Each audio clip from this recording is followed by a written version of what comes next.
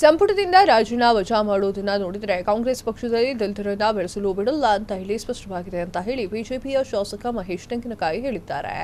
ರಾಜಣ್ಣ ಮತಗಳ್ಳತನದ ಬಗ್ಗೆ ಇದ್ದಂಗೆ ಹೇಳಿದ್ದಾರೆ. ಆದರೆ ಮುಖ್ಯಮಂತ್ರಿಗಳು ರಾಜಣ್ಣಗೆ ರಾಜೀನಾಮೆ ಕೂಡ ಕೊಡದೆ ಸಹ ಬಿಡ್ತಾ ಇಲ್ಲ. ರಾಜೀನಾಮೆ ವಿಚಾರದಲ್ಲಿ ಕಾಂಗ್ರೆಸ್ ನಿಜ ಕೆಲಸವನ್ನ ಮಾಡಿದೆ ಅಂತ ಹೇಳಿದ್ರು.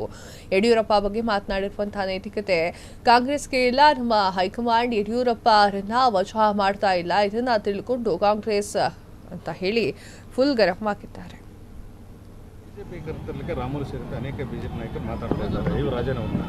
ನೋಡಿ, ಅದು ಪಕ್ಷದ ಹಿರಿಯರು ಅದರ ಬಗ್ಗೆ ಏನನ್ನುವಂಥದ್ದನ್ನು ತೀರ್ಮಾನ ಮಾಡ್ತಾರೆ.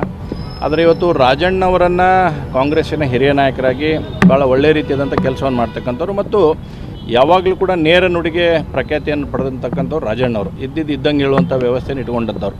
ಆದರೆ ಇವತ್ತಂಥ ಹಿರಿಯ ನಾಯಕರಿಗೆ ಕಾಂಗ್ರೆಸ್ಸು ಯಾವ ರೀತಿಯಾಗಿ ನಡೆದುಕೊಂಡಿದೆ ಅನ್ನುವಂಥದ್ದನ್ನು ಕಾಂಗ್ರೆಸ್ಸಿನ ನಾಯಕರು ಇವತ್ತು ಅದನ್ನು ಯಕ್ಷ ಪ್ರಶ್ನೆ ಆಗುವಂಥ ನಿಟ್ಟಿನಲ್ಲಿ ಇವತ್ತು ಕಾಡ್ತಾ ಇದೆ. ಇದ್ದಂಗೆ ಹೇಳಿದ್ದಾರೆ ಏನಾಗಿದೆ ಅಂತಕ್ಕಂಥ ಮತಗಳ್ಳತನದ ಬಗ್ಗೆ ಹೇಳಿದರೆ ಎಲ್ಲಿ ಮಠ ದುರ್ದೈವದ ಸಂಗತಿ ಅಂದರೆ ಮುಖ್ಯಮಂತ್ರಿಗಳು ಬಹುಶಃ ಅವತ್ತು ನಾನು ಕೂಡ ಹೌಸ್ನಲ್ಲೇ ಇದ್ದಂಥ ಸಂದರ್ಭದಲ್ಲಿ ನಡೆದಿರ್ತಕ್ಕಂಥ ಘಟನಾವಳಿಗಳು ಇವೆಲ್ಲವೂ ಕೂಡ ಅವ್ರಿಗೆ ರಾಜೀನಾಮೆಯನ್ನು ಕೂಡ ಕೊಡಲಿಲ್ಲ. ಅವ್ರನ್ನ ಸ್ಯಾಕ್ ಮಾಡ್ತಕ್ಕಂಥ ಪ್ರಯತ್ನವನ್ನು ಇವತ್ತು ಕಾಂಗ್ರೆಸ್ ಮಾಡಿದ್ದು ನೋಡಿದರೆ ಒಬ್ಬ ದಲಿತ ಮುಖಂಡರನ್ನು ಯಾವ ರೀತಿ ಕಾಂಗ್ರೆಸ್ ನಡೆಸ್ಕೊಳ್ತಾ ಇದೆ ಅನ್ನೋಂಥದ್ದನ್ನು ರಾಜ್ಯದ ಜನತೆಗೆ ಸ್ಪಷ್ಟವಾಗಿರ್ತಕ್ಕಂಥ ಸಂದೇಶವನ್ನು ಕೊಡ್ತಕ್ಕಂಥದ್ದನ್ನು ಇವತ್ತು ಕಾಂಗ್ರೆಸ್ ಪಾರ್ಟಿಯಲ್ಲಿ ಆಗಿದೆ. ಸರ್, ಈಗ ಕಾಂಗ್ರೆಸ್ನಲ್ಲಿ ಆಂತರಿಕ ಪ್ರಜಾಪ್ರಭುತ್ವ ಇಲ್ಲ ಅಂತ ಬಿಜೆಪಿ ನಾಯಕರು ಹೇಳ್ತಾ ಇದ್ದಾರೆ.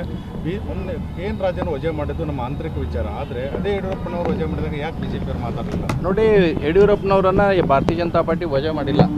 ಇದನ್ನು ಮೊದಲು ಕಾಂಗ್ರೆಸ್ನವರು ಅರ್ಥ ಮಾಡ್ಕೊಳ್ಬೇಕು. ಕಾಂಗ್ರೆಸ್ಸು ಮತ್ತು ಭಾರತೀಯ ಜನತಾ ಪಾರ್ಟಿಗೆ ಅಜಗಜಾಂತರವಾಗಿರ್ತಕ್ಕಂಥ ವ್ಯತ್ಯಾಸವಿದೆ.